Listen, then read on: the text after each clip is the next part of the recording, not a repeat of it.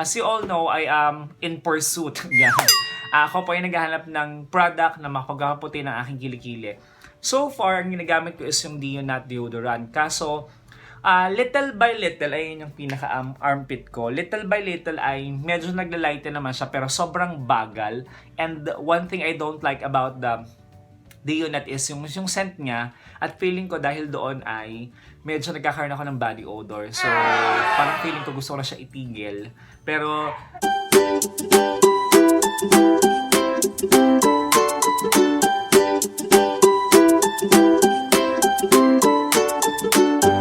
hi everyone! Welcome sa YouTube channel ng Enticing Angel. At kung bago ka sa YouTube channel namin, don't forget to click the subscribe button. Also, pahit na yung notification bell para updated ka sa latest uploads namin at pa-thumbs up para sa video na to. Today's video, what I'm going to do is I'm going to unbox this one. Mamaya malalaman nyo kung ano yung pinaka-product na yan. So, una muna, bago ko siya unbox is I'll be explaining bakit ako nakahubad. Kasi ay kakatapos ko lang maligo. Kasi kailangan muna ay makapag-wash up ako bago ko gamitin yung pinaka-product na yon. And medyo unruly pa yung buhok kasi medyo basa pa siya. So, hindi na ako naglagay ng wax at nasa bahay lang naman ako. At medyo mapula dahil basta mapula lang siya. Pagising ko kanina medyo makati na siya. I don't know what will be the reason for that. So, going back with the package. So, ito ay Organic Skin. Ito ay kiniklaim nila na Japan product. So, ito ay I got this from Shopee. So, ito ba ay para saan? So, first and foremost, pag binuksan mo siya, ang ganda ng packaging niya. So, I must commend the packaging. Ayan, oh. Para siyang lakas makamayaman. Lakas makamayaman. Lakas makamayaman. Kasi meron mang pa ganito, oh. Pero, karton lang siya. Then, naka-bubble wrap siya. Then, ang nakakagulat doon is, ito lang yung pinaka-product.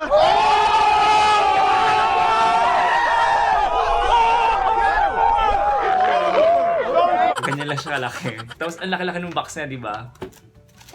Then may mga nakalagay pa ditong something, yung mga iba pang products na ino-offer nila. So, siguro naman legit naman to kasi sa Shopee Mall ko naman siya nabili. Pero ganito lang kalaki yung pinaka-product. So, what will be the product? So, let me just read the content of the box. Sorry po sa unruly hair ko.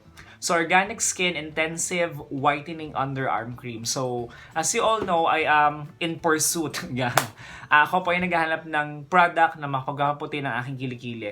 So far, ang ginagamit ko is yung Dio Not Deodorant. Kaso, little by little, ayun yung pinaka-armpit ko. Little by little ay medyo naglalighten naman siya pero sobrang bagal.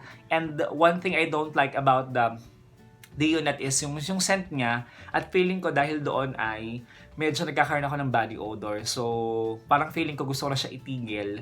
Pero, extend ko pa siya ng mga 1 week or 2 weeks. Kung talagang ganun yung naamoy ko pa rin, parang hindi siya effective for to control my sweat or to yung body perspiration. So, I'll be trying a new product para doon. Pero, so what will be the content of the box? So, ito ay Intensive Whitening Underarm Cream.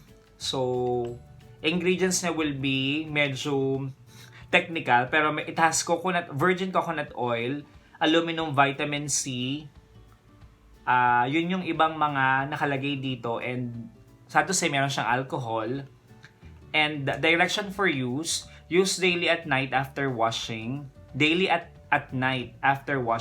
apply a pea size. Technically, hindi pa naman gabi, pero gusto ko na siyang itry. Medyo hapon-hapon na naman. So, I'll be trying this one. Then, discontinue use if sign of irritation or rashes appear. And get skin that thoroughly fairer and smoother in just 7 days. So, it's already Tuesday today. So, I'll be trying this for 7 days. And let us see what will... naguduling ako. Let us see what will happen kung talaga bang puputi yung aking armpit. So, unang-una, naligo na ako. Then, so, malinis na yung kilikili ko. So, ito ngayon yung before.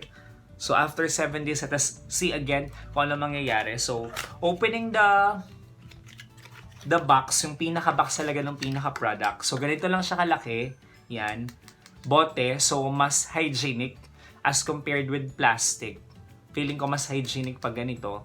Ay, parang hindi siya... Parang nasa pagitan siya ng bote sa kanang plastic. Parang sa may combination na gano'n yung tunog niya. Pero feeling ko bottle to. Then, Sobrang hygienic pa rin kasi meron pa rin siyang seal na isa pa. So, just simply pull it up. Ayan. So, meron pa sa may pinakalalagyanan. So, sabi lang naman is pea size. So, I'll be getting an amount lang, konting-konti lang. Ganyan lang karami. So, after that, yan, balik ko lang dito. Ito yung ginamit kong daliri kasi mas less yung pressure niya rather than itong portion na to. So, ito yung ginagamit ko talaga pang apply ng mga cream. So, just simply apply it on your armpit. Ayan.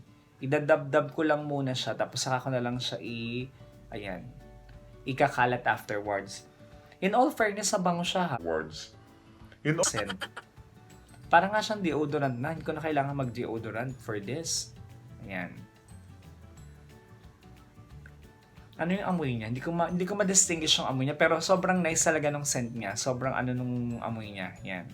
So, apply lang natin. Huwag sobrang dami kasi baka magpawis naman yung kilik-kilik ko. Ay, medyo mainit na yung weather natin. Ayan. So, mabilis lang siyang i-absorb kasi nag-dry na siya o para siyang powder finish na kaagad.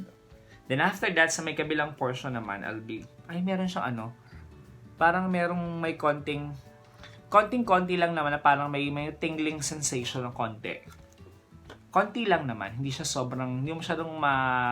sobrang irritating. So, another pea size ulit. Tapos sa may kabilang portion naman. Kalat ko lang muna. Ayan. Kalat. Pat. Tapos saka ko siya i-rub sa may black portion na yan. So, hopefully, gumana siya for 7 days. So, I just can't wait kung anong maging result niya after 7 days kung talaga maging effective sa akin. So, sobrang dami ko lang na-try na product para sa kilikili ko, but still it's not working. Pero ang bango talaga niya. So, I got this for only 129 pesos plus yung shipping fee niya na 30 pesos at or 40 pesos. So, more or less, approximately nasa 160 to 170 pesos yung pinaka-amount niya. And, mukha naman siyang legit na Japan product talaga at shopping mall siya. So, I suggest na talagang legit siya. At yung packaging pa nga lang, di ba? Sobrang ganda na kagad ng packaging. So, we will see after 7 days what will happen to my armpit. So, medyo natagal ako na mag-upload ng video. So, kasi medyo ring busy this past few days. So, you can check out the other videos na lang muna habang wala pa ako mga bagong uploads. And that's it. Thank you for watching.